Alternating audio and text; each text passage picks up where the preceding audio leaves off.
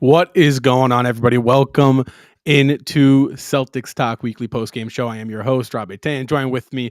You know the crew. This is the OG crew. We got Justin Lowe, Seamus Arlingo, and IIanangelo, guys. Welcome back in. The Celtics pick up a big-time, much-needed win on the road. No Kristaps, no Jalen, no problem for the Boston Celtics tonight. The Celtics win 117-107 in Philadelphia. How about JT? He had 29 points, 8 rebounds, 6 assists. Derek White, the new father of not only a new kid, but how about the Philadelphia 76ers tonight? 27 points. Derek White was all over the place in that fourth quarter for the Boston Celtics. The Celtics now jump to 9-2. They jump ahead of the Philadelphia 76ers as Philly was losers of back-to-back games. Last night, they lost at home in an in-season tournament matchup against the Indiana Pacers, and then rolled back over on the second night of a back-to-back. Was unable, obviously, to win tonight, guys. Celtics, again, much-needed win, Justin. You guys know the drill. Your initial thoughts, your initial takeaways on tonight's big-time, much-needed win for the Celtics. This game, at least down the stretch in the second half, felt kind of like that New York game where it was going back and forth, and Philly made their run, and then Boston was able to close it. And I feel like this was one of those games where you find a different way to win each time. Like tonight, Celtics, Al Horford, 14 points, 9 rebounds, 3 assists, 5 blocks, guys, for Al Horford. Different guys contributed off the bench tonight. We saw some Delano Banton minutes, which I thought Banton looked fantastic. A few great moves, tough finishes on a few of them, but he had 5 rebounds as well. I think the effort was there tonight. Luke Cornett had one of his, if not the best game of the season when it mattered most, when we needed Luke Cornett in that bench depth to step up. Tonight was the night to do it, and they did it, and they got the win on the road, 117-107. Really quick, I think it's really important that the Celtics, I know they had a rough second quarter, but it was important that the Celtics threw the first punch tonight, right? Like they went up 15 early. It ended up going up to 17 in the first half before Philly made their run and cut it to 1 at the half. But Boston coming out tonight, throwing that first punch, not playing from behind on the road when you're losing a few key players is so huge. And then they come out in the second half. They were a plus 11, if my math is correct. They were a plus 11 in the second half, which is absolutely huge. They had a huge third quarter, held Philly to 17 points, and then they outscored them 34-32 in the fourth quarter. Ian, they were able to close out yet another game for their 4th straight victory. Oh yeah, that was huge.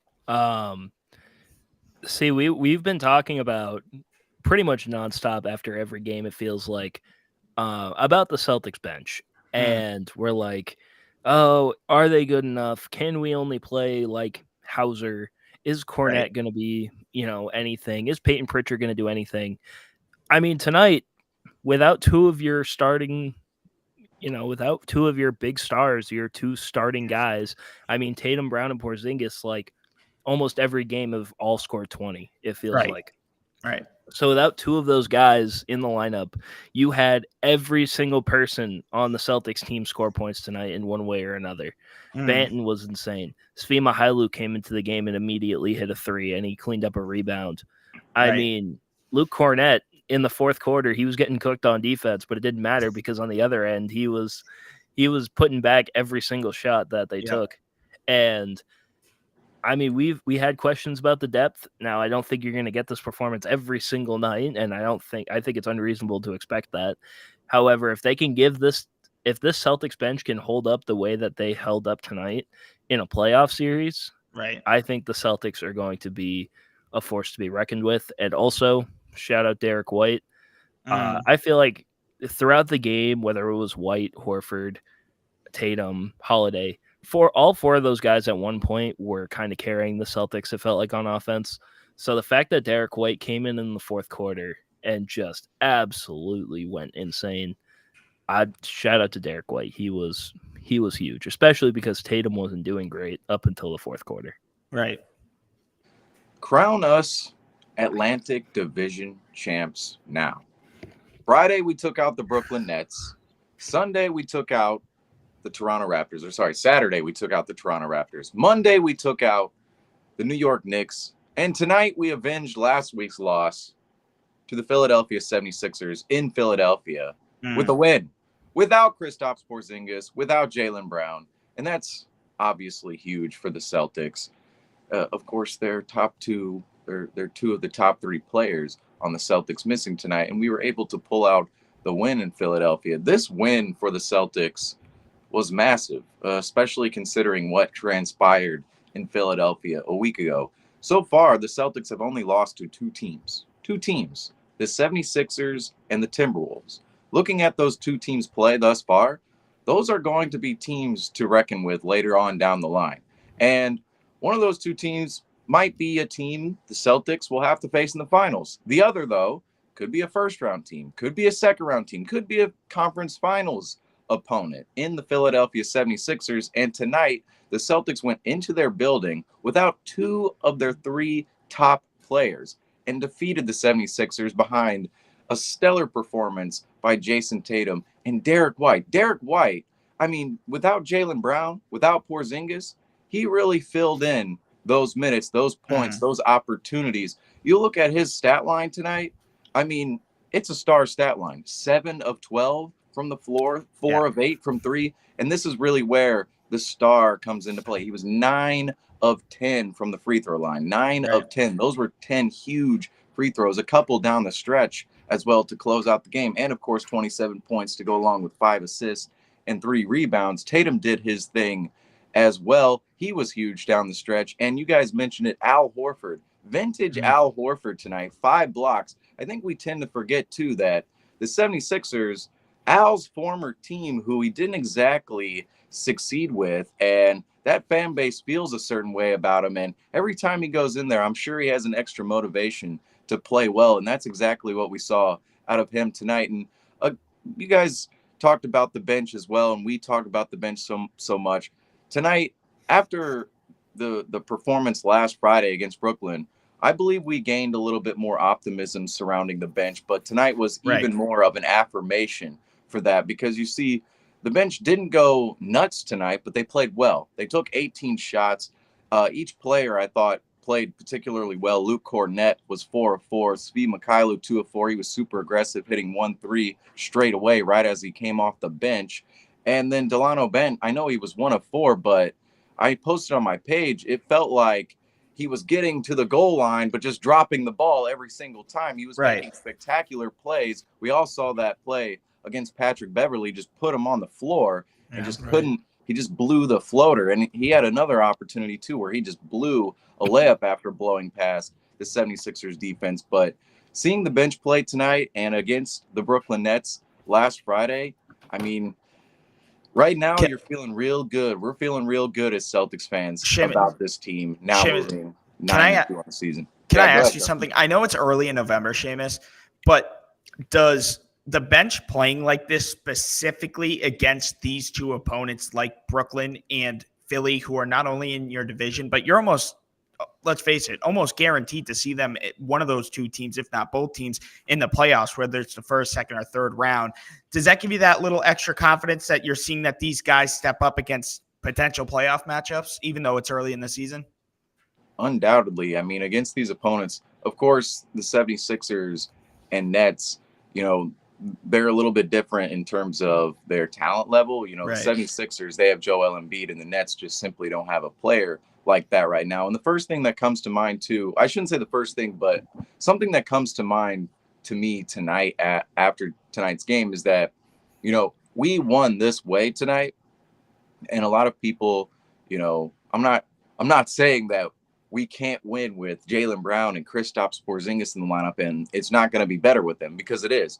But we also want to see them play against the Sixers, and, we win with that lineup. But I still think this gives us a lot of confidence, yes, doing this against Eastern Conference opponents that we will see later on down the line, because, there is a familiarity that is gained over time between teams, because, we look at a team like the Utah Jazz, we play them twice in a year, and just twice a year, we might play them, once in November, once in March, and then 2 times the next year in March. So it might be, a long span, whereas a team like the Sixers or the Knicks, we'll play them 4 times in a season. We've had stretches before where we'll play the Nets Monday, and then of course we'll have a playoff series against the Nets, or we'll have a playoff series against the Sixers, and there's just this familiarity that's gained. Right. So to see our players perform well against them, and some of our players too who have been here a while, Peyton Pritchard, Sam Hauser, Luke Cornett, they've been through some of those experiences against the Sixers, against the Nets, like we've seen in the past this decade so far, since 2020. They've been in those experiences. So I think the confidence level, especially against those two teams, those two opponents, is high for the Celtics. I mean, I'm so happy. I mean, plain and simple, it was a much needed win. I think it was kind of like the first win of the year where it was a gut check win. A lot stood out to me. Obviously, you guys kind of covered it.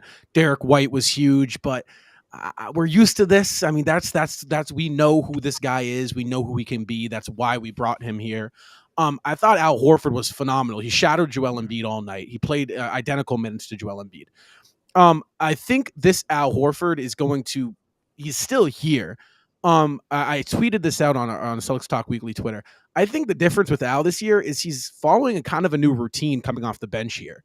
I think Al being back in the starting lineup, he was kind of able to go through his normal routine. 17 years we're doing the same thing over and over and over again before a game. It's second nature to you. So I think earlier on in the season, how I kind of seen a different Al Horford is because he just really hasn't gotten that routine down yet, and stuff like that matters. So I think tonight the reason why you saw such a locked in and dialed in Al Horford was because he just followed the same routine. I think this Al Horford will continue to show as the season goes on. I think, again, it's just going to take him some time to kind of get into that routine, get used to coming off the bench, finding a way to get your rhythm and your legs warm, checking into the game at 5 minutes, 6 minutes in, opposed to, the first tip, you get those first 2 minutes of back and forth play where it's, rather getting thrown right into action when the score is 18-18. It's a whole different ball game. So I loved that from Allen. That stood out for me. Something that's also stood out for me tonight was this team's fourth quarter execution. And we've said it all year, and we're going to continue to say it as the year progresses. This is a different basketball team. It is not the same the team we saw from the past 6 seasons. Their ability to hold on to that lead in the fourth quarter, we saw it against New York. We've seen it against Miami. Now we're seeing it. We saw it tonight against Philadelphia. Their ability to go up by 7 and keep it at 7 for the final 3 minutes is something new. We're not seeing isolation play.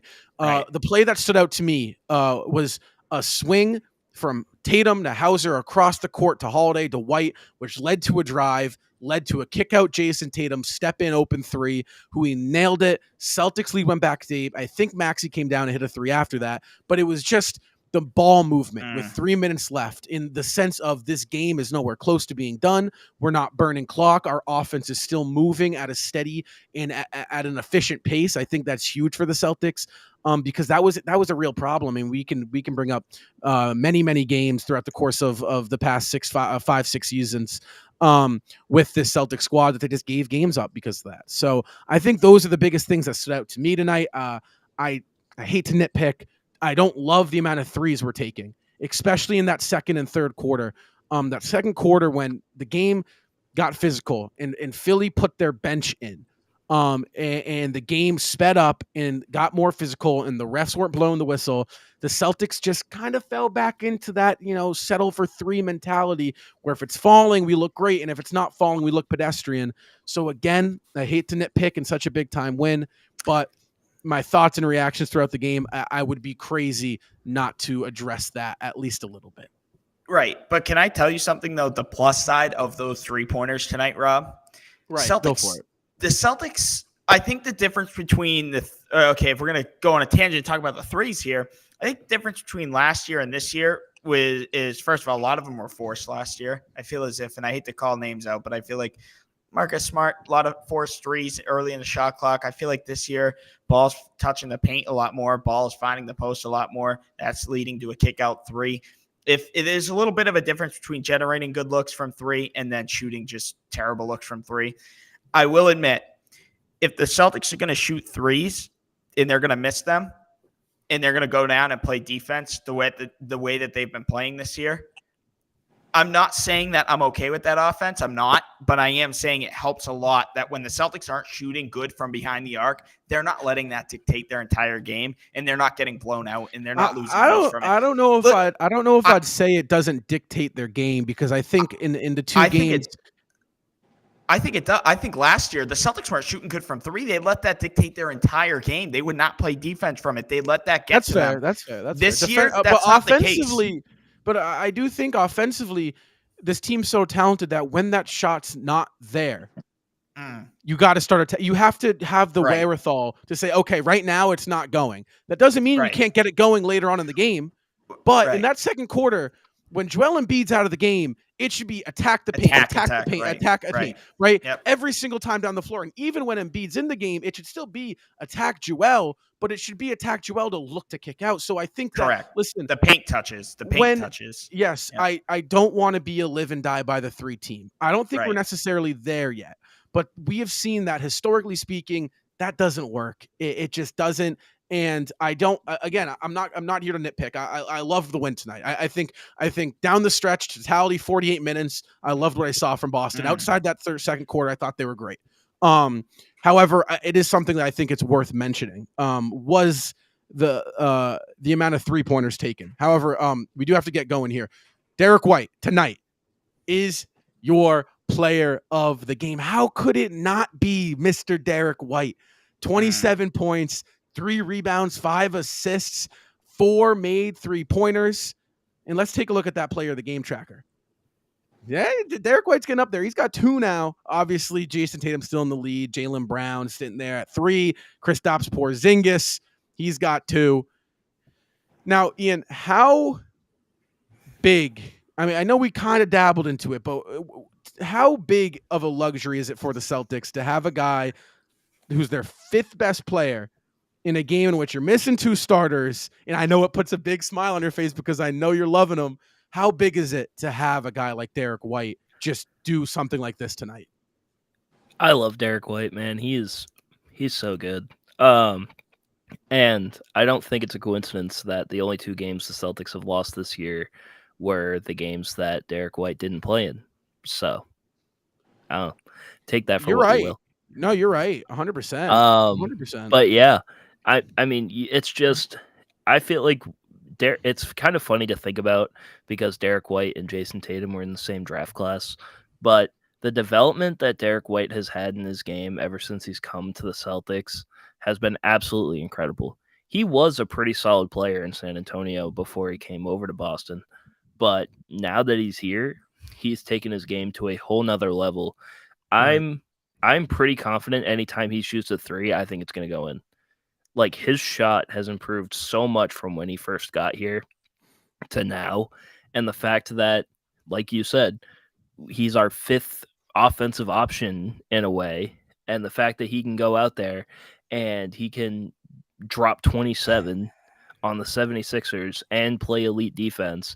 I think an underrated play that we're not talking about enough was that it was around the end of the game. I think the Celtics were up by like 5 or something. I think it was right before Tatum hit the 3, or it was Al's 3, whatever. But he forced Embiid into the corner, and he forced the steal for Tatum that he got. And that pretty much ended the game, in my opinion. And it was the end one, yeah. Like, it's just, I don't know. He's so good.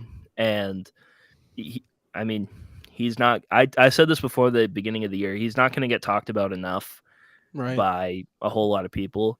But as Celtics fans, we know how good he is. And, I mean, I think, like, I think his, like, ability, it was just, like, he took over the game. He controlled the game. And to have your 5th best player be able just to be like, okay, here I go. It's, it's a close game. I'm going to take over. I mean, that's huge. I mean, there was a stretch there where it was him and Cornette were the only 2 Celtics players to have scored. And I mean, he had a couple great Cornette, who, again, another game where I'm like, all right, solid game, Luke. I mean, he's really, really hushing us about this backup big man thing that we thought needed to be addressed. He's really shushing us. So respect there. Back to Derek White, Seamus, his ability to take over the game. I mean, that's not like, you don't find that everywhere, right? So I mean, how is he able to do it? I guess is what I'm getting at, because for a guy like Derek White, he's not a superstar like Jason Tatum, but he plays like it. He can tap into it. So I mean, how does he do it? Well, personally, I believe Derek White is so good at putting defenses on their toes because you never really know what he's going to do in terms of driving the ball or finding somebody, whether it's cutting or on the perimeter. He's so good at just attacking right as he gets the ball. And I think in some situations, we see tonight, it was huge that he went to the free throw line 10 times. Without those 9 points, this is, an 18-point night for Derek White. He's 7 of 12, 4 of 8 from 3. You're talking about 18 points, 5 rebounds, a couple assists, and maybe the Celtics lose this game because at the end, it really wasn't that close. I mean, I shouldn't say it wasn't that close. It was pretty close at the end. And I would say, the 10-point margin, it was really a 5-point margin there at the end, and that's really only 2 possessions. So, the fact Derek White was able to get to the free throw line 10 times tonight, and, the Sixers, I was just thinking about this in regards to both of our rosters. We were kind of, a little down on the depth the last, 1 week ago tonight. We were down on the depth after coming off of that game to the Sixers in which Derek White didn't play. Derek White didn't play that game. We were down on the depth, and then coming into tonight, looking at the Sixers bench, I mean, they're on the other side of it.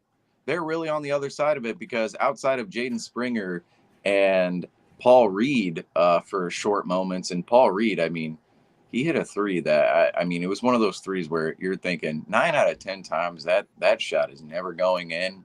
That's a shot that someone hits only against the Celtics. First career made 3, 4th attempted in his career. Yeah, exactly. It's like 9 out of 10 times that thing is not going in, and it went in. And outside of those two, Korkmaz, House, Beverly, Morris, no shots made, and they took 9. So 0 of 9 from Marcus Morris, Beverly, Daniel House, and Korkmaz. So, a very different contrast from a week ago where Derek White is the only Celtic out of the lineup, and our depth looks awful. Yet tonight, Jaylen Brown, Kristaps Porzingis, they go out. We kind of assume that it should be somewhat of the same thing, but no, Derek White is inserted. Philadelphia's bench looks awful, and we come out with the win. So, this is how basketball goes, the mixing and matching of players. But Derek White was certainly huge for the Celtics tonight. And, of course, just you think about our bench players performing, how much of Derek White affects their performance. Whereas, if he's out of the lineup, Kristaps Porzingis, Jaylen Brown, who aren't quite as good of initiators as Derek White. Now, I know we still have Drew Holiday and Jason Tatum in the lineup, but having Derek White out there it's just a different ball game. 100%. I mean, it's no question how big he is. Something I think Justin needs to get addressed is kind of going back to the Al Horford thing, right? But I mean, Joel Embiid tonight looked a little pedestrian. And when you look at this, pull up a negative 25 and a 10, and that's game? What I want to talk about. So Seamus said something that I thought was super important. Now, Joel Embiid tonight in the loss to the Boston Celtics, he had 20 points, 9 rebounds, 7 assists. Statistically, great game, shooting 8 of 16. When he was on the floor, they were minus 25. Now, if you're not a huge plus-minus guy, you might not agree with us here. But I think some important context here, right? Paul Reed and Jaden Springer, Paul Reed was a plus 15, Jaden Springer was a plus 20, right, Justin? So what was the difference tonight for Philly when Embiid was on the floor versus when he was off the floor? I mean, was it the second half back-to-back? Was he just tired? I mean, what was it? I think there's a combination of things. I don't want to make excuses for the opponent, but it was a second night of back-to-back. He was faltering on deciding if he was going to play tonight or not. It was leaning towards yes, and then it was leaning towards a heavy no. And then I think he heard Kristaps Porzingis, Jaylen Brown, and Jordan Walsh were going to be out tonight. So he says, you know what? I'm going to go. I'm going to give it a go. He gives it a go. I think that second unit, I think Paul Reed, I think they gave them a little bit more energy than Joel Embiid did here. I think the Celtics always match up against Joel Embiid well. You know, Embiid's going to put his stats up. We know that. Like, whether it's coming off of free throws, coming off that mid-range post-up game, like, we know Joel Embiid's going to get his stats, right? But I think Celtics, I think Al Horford is still just a matchup nightmare. I don't care if he's 38 years old for Joel Embiid. But I think Boston did a tremendous job tonight defending Joel Embiid, really made it tough on him, and held him to, what was it? 16 shot attempts, which I feel like is okay for Joel Embiid, right? Like, he shot 8 of 16. I don't think he should be hovering around the 3-point line. I don't think that is good for that Philly offense, but what do I know? I'm just the kid sitting behind my laptop right now talking about it. But I don't know, Rob. I don't know much to say about this because I feel like the Celtics always play Philly well and they always play Joel Embiid well. Maybe you guys have something more in depth to add on to my answer, but for me, I just think it's as simple as I think Celtics are just a matchup nightmare for Joel Embiid. See, the thing about Joel Embiid, at least tonight, in my opinion, the biggest thing that I noticed, 4 free throw attempts. Yeah. Yep. That's it. Yeah. That's the Great thing. point. Yeah. 4 free throw attempts. That's it. The Celtics did a great job defending Joel Embiid, especially Al Horford, defending Joel Embiid without fouling. And that's, that's pretty much the game plan against the 76ers.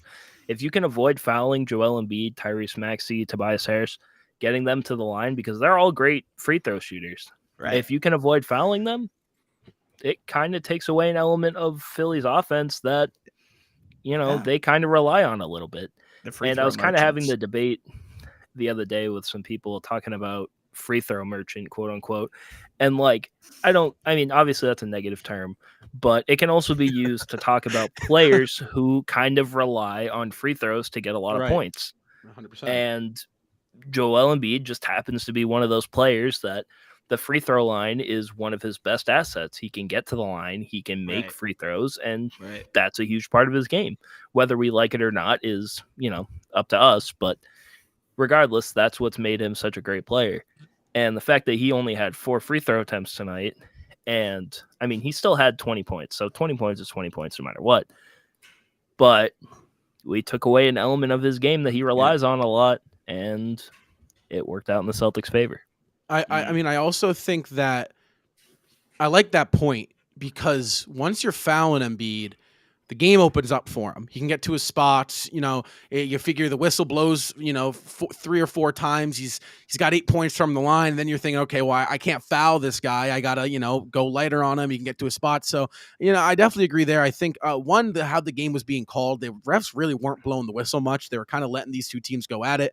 I think that played a factor. And I also think Boston was sending 2 at him, and they were kind of okay with other guys beating them.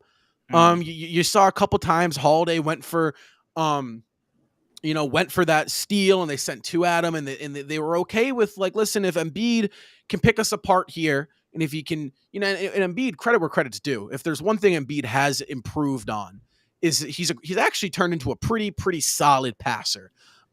His ability to find the right guy out of double teams, which is super important as a big man, I think, has really improved. So credit to Embiid there. But I also think Boston tonight was kind of like, listen, if it's not going to be Embiid. We're going to try our best on Maxey. We're going to front Maxey and have him really beat us in the half court or in the fast break opportunities. So I think that played a factor. But again, guys, so something we have to talk about here were the implications of tonight's game. I know it's still early in the season. However, this does allow Boston to jump Philadelphia in the standings. Now, this standings are as final as it's going to get in terms of as much as we can update it. As soon as the Celtics final buzzer, this is where the standings currently are sitting. Obviously, Boston hops Philadelphia at 9-2. Philly falls to 8-3. Miami is currently sitting at the 3 spot. You got Indiana, you got Atlanta, Milwaukee. They picked up a win tonight. So against the Raptors, Toronto, Yeah. correct. So now they are 7-4. But again, standings are tried and true. One change. Brooklyn is now 8. New York is now 7. Or I'm sorry, vice versa. Brooklyn is now 6. So guys, Boston 9-2. Yeah. They got a rather not easy week. I don't want to call it easy because again, but I mean, record wise, this is almost as easy as it can get for the Boston Celtics. Friday night, they have an in-season tournament game against the Toronto Raptors. Toronto currently sitting at 5-6. Then they go fly out another road game. This is on Sunday. Familiar face here, Marcus Smart and the Memphis Grizzlies. Memphis has been terrible this season. To put it nicely, they are 2-9. And then Monday night, they fly back home to Boston for what is a 2-game homestand. They started off Monday night against the Charlotte Hornets, who again also are off to a rough start. They're 3-7, losers of the last 2. Justin, you look here and you see where the Celtics are standing right now. 9-2, just beat Philadelphia. Does this next 3 games make tonight's win just that much sweeter? Because of you see the schedule, you got those 3 games. Potentially looking at 12-2. Obviously, you got to execute. You got to stay healthy. Those things, right? Yeah. Right? 100%. But then you got Milwaukee coming in on Wednesday next week, a week from today. So is it is it almost sweeter that Boston was able to win tonight because you're able to kind of maybe get a couple games where you can rest some players, get right from Milwaukee? I mean, does that? Where are you at? I know what you're saying. But I don't really think that. I think the Celtics need to continue to keep their foot on the gas pedal. They can't get complacent. They're 9-2. It's still November. They had a phenomenal win here, shorthanded against a phenomenal Philly team who, like Seamus said, they're almost guaranteed to see. I think the Raptors is a tough matchup for Boston, despite blowing them out last week. But now it's an in-season tournament game. It's in Toronto. And, Toronto's going to remember that. Toronto, I think, is going to come out with a little bit of fire. They're going to want to throw the first punch after they clearly are still talking about the Missoula Challenge that they aren't happy about. But here's my thing.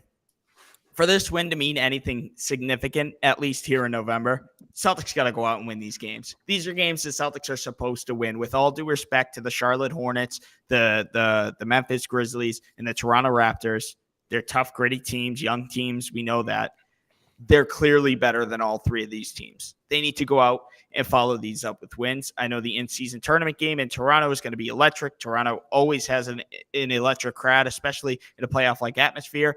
It's a tough road game for Boston. Hopefully they can get all their starters back. You go out and you win, right, Rob? I know you're not saying, they can afford to drop a few here. I know you're not saying that, but Celtics can't get complacent just because they pulled off a big victory here in Philly. And this will also keep telling me about this team. We're still learning about this team, about the good and the bad. So if the Celtics can go out, at least I'd say finish the road trip 3-1, if not 4-0, I'd be very satisfied coming home because all 3 of those games, Rob, are on the road. That Charlotte game is on the road. Okay. So Seamus, you say that, Justin, that changes my mind. So Seamus, last week we played Philadelphia. And it's a point you were super sound on was, listen, Boston, first road trip, they got sluggish. That happens. Fast forward now. Boston's now on the second little mini road trip, I guess you could call it, of the season. What do you need to see from Boston, from the Celtics, in order for that sluggishness that we saw last week against Minnesota on the road and then Philly, that first loss on the road? What do you have to see so that does not happen this time? I think the equation is quite simple. Just 2 wins, 2 solid wins, because, we see the opponents coming up on the schedule. And if we do put up performances like we did on the road last week, it's going to be much of the same reaction. It's going to be, the Celtics didn't look as great, the depth, blah, blah, blah, the stars, they need to be more aggressive in these spots. But if they just pull out 2 solid wins, shoot well, and do a lot of the intangibles they did tonight, we're gonna be in a great spot. And I believe that this team has the ability to do that. And I want to jump back on this game tonight a little bit because I think, Rob, you were completely correct about your point earlier that they sent the double at Embiid and made it real physical on him and made him pass out of that double. He had 7 assists tonight. And, we saw that a lot on a lot of possessions that the Sixers, it was the other guys that the Celtics wanted the Sixers to beat them with. And I'm going to call out a player here tonight that everybody has been pretty high on because he had a pretty big game last Sunday, Tyrese Maxey. In a game like this, where no Jaylen Brown, no Kristaps Porzingis, 2 of our 3 best players are out, it should be Joel Embiid and Tyrese Maxey show all night long. And what was it? It was Jason Tatum, Derek White. That's what it was. And Tyrese Maxey, to me, I have a little bit of a question if he can actually create on his own in a half court setting off of, isolation, just simple isolation. Can you go out and get a bucket? And, when the Celtics play him, I don't really sense that from him. I sense that he's a really great player and a really good player. He can score a lot of points in transition, score a lot of points off of catch and shoot, off of screen opportunities, and just a lot going downhill, attacking the rim. But I don't really sense that he can take guys off the dribble and just do whatever he wants all the time.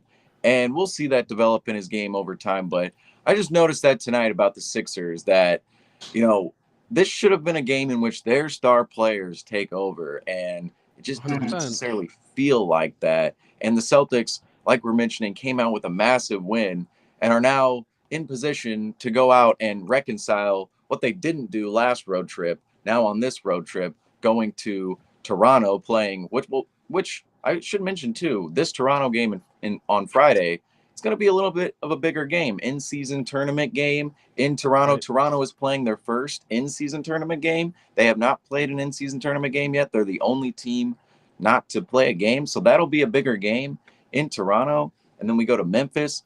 I hope to maybe potentially be in Memphis, but if Marcus Smart plays that game, that'll be a big game as well. So even though the opponents are a little lesser, the Celtics, they're going to have 2 big games on their schedule. And if they play like they played tonight, if their stars come out the way they did tonight, even one of them isn't even supposed to be one of our stars. He's supposed to be a complimentary starter / role player. These guys can play like they played tonight, along with the bench. The Celtics are going to be in a good spot to be potentially 11-2, 11-2 after this stretch coming into next week. I think I think I don't want to get too ahead of myself, but I was on Google. This was back when we were started off 6-0, right? And I was looking at the 2008 Celtics. 2008 Celtics started off 18-2. So I again, I don't want to get too ahead of myself, but by any means, we're only 9-2. So essentially, we have to win the next 9 games. We have to go on a we have to go on a 13-game win streak to match that. However, something I do want to talk about is we're 11 games in, right, guys? We're almost halfway to the point in which we say, okay, we know what this team's going to be. Currently speaking, the Celtics have a plus 13.4 point differential net rating. That's the highest by 5 points. That's a lot. That's almost 2 possessions. The Celtics are almost 2 or 3 possessions better than the next best team in the NBA through 11. And if you're looking at the schedule, we got in the next 10 games, 2 of them are matchups against playoff teams. One being Milwaukee, one being Philadelphia. Both of those games are at home. We play Philly again this month. December 1st. December This is like 1st. the We play Pistons them. in December type thing. Right. So again, I think where I'm trying to get at is the first half of the year is kind of like the in-season tournament half, right? You're going to see a lot of your own conference, a lot of your own division, and a lot of your own group. Boston has a real great opportunity to jump ahead, being in a weaker conference, in a weaker group in the in-season tournament. So again, I don't want to get a whole ahead of myself in 18-2 2008 Boston Celtics stuff. But if you look at the schedule, guys, if they stay healthy and can keep playing the way they've been playing against the bad teams, I'm going to go right back to where I was saying it's really tough to beat this team on a night-to-night basis. I feel like you have to hope they're missing shots. It feels like that's how you beat the Celtics, is just hope they're not shooting well from the three-point line. Because if they are, you lose. And if they're not, they're going to give you, we've seen it, Minnesota, overtime matchup, Philadelphia, 3-point loss, kind of a fake 3-point loss. So I think that is something worth noting, guys, is that with this in-season tournament now in play, Celtics in a weak group, you see a lot of weak teams through the first half of the season here. That means the second half of the year, entering the playoffs, it's going to be a lot of West Coast trips. It's going to be a lot of tough games, but I think that's worth noting. How many Sixers fans out there tonight are like, well, no, we didn't have Kelly Oubre.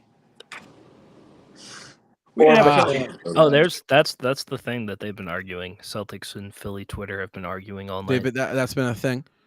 Yeah, they've been arguing no Kelly Oubre and no Nick Batum, so that's why they lost. The other night, Nick Batum. Philly, they wanted Nick Batum off the court. Yeah. That's all I saw. Get Nick Batum off the. Why is he playing fourth quarter minutes? You know, it's not. I should say, like, it's not as if there's zero impact within Batum and Oubre being out, because those are two guys they've been playing with. But at the same time, it's like, well, we've been playing with Jaylen Brown. Right. Oubre's been balling, so that hurts. But yeah. I mean, but it cancels out once Brown and Porzingis are out. I mean, once you can't match what Boston was missing tonight if you're Philly. Obviously, you would need Maxey to be out, and even still, with Maxey out, you figure, you're missing 42 points and 11 rebounds between the two of them. So I mean, that's a whole lot of firepower you're missing. You lost to a team that lost by 50, and then the second night of a back-to-back, you lost to the team that shorthanded. You lost to by 50. So right, yeah. So I mean, at the end of the day, that's what it is, and cry about it. I don't know what to tell you. Again, Philly's not really a team I'm worried about, because we've seen them consistently in the playoffs time and time again, and again, the one constant that has been there is Joel Embiid. And when the playoffs roll around and when April's there, he has been the one constant on this team in the process for the past 6 seasons.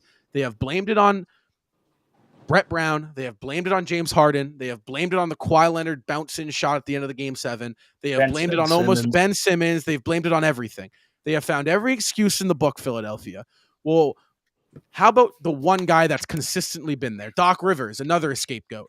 They have time and time again found an excuse as to why the Philadelphia 76ers can't get it done.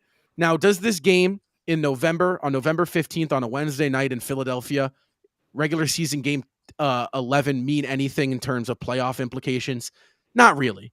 Because mind you, they beat us full strength. We beat them on a second night of a back-to-back. However, as a Celtics fan, and I think the Celtics know this, and I think the Sixers know this deep down, if it's a Celtics-Sixers matchup, Celtics aren't losing. They just aren't. I mean, at the end of the day, we were down 3-2, and Jason Tatum came into your building in the fourth quarter in which they thought they had it, and he got the job done. So it's like, listen, as much as fun as these regular season games are, oh my God, Celtics versus Sixers, and as much as we could go 0-4 to Philadelphia in the regular season, and we could be matching up against them in the playoffs, and I'd be thinking, I'm taking Boston. I mean, seriously, they're one of those teams. It's not Denver. It's Philadelphia. Yeah, but like, I don't know. I felt like it was different this year because of Nick Nurse and Tyrese Maxey's emergence, but it is still early in the season, so you have to give it time. But at the same time, hang on. At the same time, like you said, the person that is going to determine if the Philadelphia 76ers make a long playoff run is Joel Embiid. That's pretty much it. He's the guy. He's the 100%. Person 100%. That determines how good the Philadelphia 76ers are going to be. I mean, James Harden got you 3 wins last year. He put up 40 3 times. And again, I hate to, I don't want to, just ramble, but that's worth noting. And again, every single time that the Philadelphia 76ers have fallen short, it has been Joel Embiid's fault. He has no question been the guy that should be receiving the backlash that a guy like Jason Tatum's receiving, and Tatum's done a whole lot more in a shorter career. So I think that's worth noting here, guys. As Embiid, you are not the system. You are not. What is it? You are not the system. You are not. You are the problem. You are the problem. You are not the process. You are not the system. Joel You are Embiid, the problem. you're the problem. Clip it. Hey, it's hey. From Joel Embiid's famous quote, "It is not a rivalry. The Celtics always kick their ass." 100%. Imagine getting owned by Al Horford year after year, and then you go and you say, hey, like Philly goes, hey, like Joel Embiid had to say, like, listen, I'm sick of Al clamping my ass. Let's get Al Horford to Philly. Let's pay him anything he wants. They pay him anything he wants. Al Horford goes to Philly. Absolute horror show 1 year in Philly. Then proceeds to go to Oklahoma City where they rest him half the season. He comes back to Boston fully rested. Honestly, gave us another year of Al Horford. And he comes and he dominates the Sixers every freaking year. How about that 2019 season where Philly swept us in the regular season? We didn't beat them in that bubble year. We didn't beat them. Bubble rolls around. And Joel Embiid, you can't win one game. You can't win. You're the MVP. Ben Simmons. That team was really flawed, though. No, and Joel Embiid actually that, played well. But you are the MVP of the national basketball. Jason Tatum won a game against that stacked Nets team. Mind you, Jason Tatum won a game against the best, but that Nets team was at its best. Kyrie was healthy. Harden was healthy. His second Durant best player was Evan Fournier. I mean, seriously. I mean, Joel Embiid needs to receive the backlash. I mean, I don't know why this guy is just cradled or. Oh my God. I don't know why this guy is just cradled and just catered to by the national media. I don't get it. He has had all of the help in the world to at least make the Eastern Conference Finals. The dude lost to the Atlanta Hawks in the second round as the 1 seed. If Jason Tatum ever did that, I could not imagine what would be saying about him. And I listen, I just want to say that. I had to get that off my chest. Maybe it's because we're Boston fans and we only see the negativity towards us. No, but that's just that. No way. Like, just no. Oh, God, it pisses me off. I'll tell you what. Might be a player that's like, we kind of have these star players that fit into these categories of, can you really win with them in this era of basketball? And Joel Embiid, to me, might actually be in that category. Like a star player like DeMar DeRozan is in that category. We look at DeMar DeRozan's game, and it's like the pieces pretty much have to be exactly perfect around him because he makes almost $40 million a year, and his game is primarily based within the mid-range. He's not a perimeter-oriented player, and defensively, he's kind of just middle of the pack. So, you know, he's an all-star level player, but and I should say he's not as generational as Joel Embiid, not as big, not as he was pretty good though. He was pretty good. But in his career, he's had a great career, and yet he's in that category of stars. You know, if you're going to build around him, everything pretty much has to be exactly perfect. Things in San Antonio weren't exactly perfect. Things in Chicago now aren't exactly perfect, and we're seeing the result. He'll still put up games every now and then, but he's not really affecting the overall result of the team the way that you would want him to. And I think Joel Embiid, the way he plays the game, not necessarily that he doesn't have an effect, but on his own and the way they try to play and the way they try to mix and match other stars with him. I mean, just think over time, Jimmy Butler, Tobias Harris, Ben Simmons, James Harden. I mean, you go back, they had JJ Redick at one point. I know he's not a star, but you go back to all the players before, I shouldn't say before the process, but at the beginning of the blooming of the process, when it was going from bad to, oh my goodness, we're the 3 seed, we're in the playoffs. There have been so many iterations of the Sixers roster. And like you guys said, the constant is Joel Embiid. And on every single roster, I feel like up to this point, it's, okay, well, we're trying to play this way, but the other star player wants to play this way. We can't play this way. That's been the problem every single time, whether it's Jimmy Butler, whether it's Ben Simmons, whether it's 100%. James Harden, and even Tyrese Maxey, too. 2 years ago, we were, doing this show, and I don't know if I said on the show, but I remember thinking at the time, Tyrese Maxey is a player who wants to go, go, go, go, go.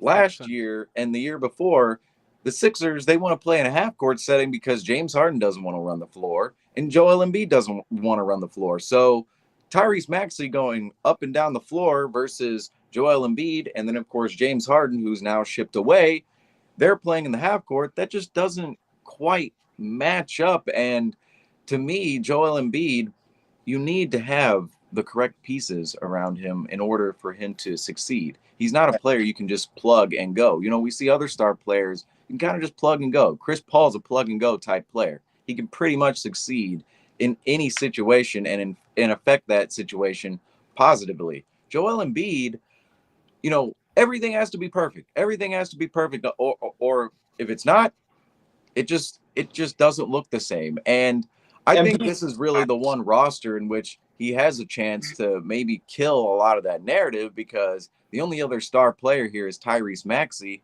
And even I'm calling out Tyrese Maxey, saying, a lot of people are putting him into that star category, but I don't necessarily feel his star presence every time we face him. And maybe Joel Embiid shed some of that narrative this year, but time and time again, we've seen not only when he's alone, he's not as effective of a player. However, too, his durability is always a huge question. Can he stay on the floor? And can he, even if he's on the floor, be healthy? Because, resiliently, we've seen Joel Embiid in the past play on injuries and play well. However, long term, we just know in time when he's going to inch into his 30s, age 31, 32, 33, those kind of moments will catch up with a big guy like him. And, it's only been however many years of his career up to this point. Well, really, we're almost 10 years into his NBA career, although he missed the first 2 seasons. But how many years of prime Joel Embiid are you going to get? And how many opportunities is he going to get to show us that he's a true all-time great, especially when it comes to the postseason and carrying your team to the next level? 100%. And I think that is something that, again, it's only game 11. We're going to have to monitor it. But again, the Celtics, they pick up a huge big time win on the road. They advance to 9-2. They are back in the 1 seed, 117-107 tonight on the road in Philadelphia. Jason Tatum, 29 points, 8 rebounds, 6 assists. How about Derek White, 27 points, 3 rebounds, 5 assists. The Celtics will play next Friday on the road in Toronto. That is an in-season game. You can come back, in-season tournament game. You can come back right here for Celtics Post Game Live. We'll have you covered. Follow us on all of our social medias. I'm Rob. Next to me, Seamus. Down there is Ian, my boy Ian, and my boy Justin. Guys,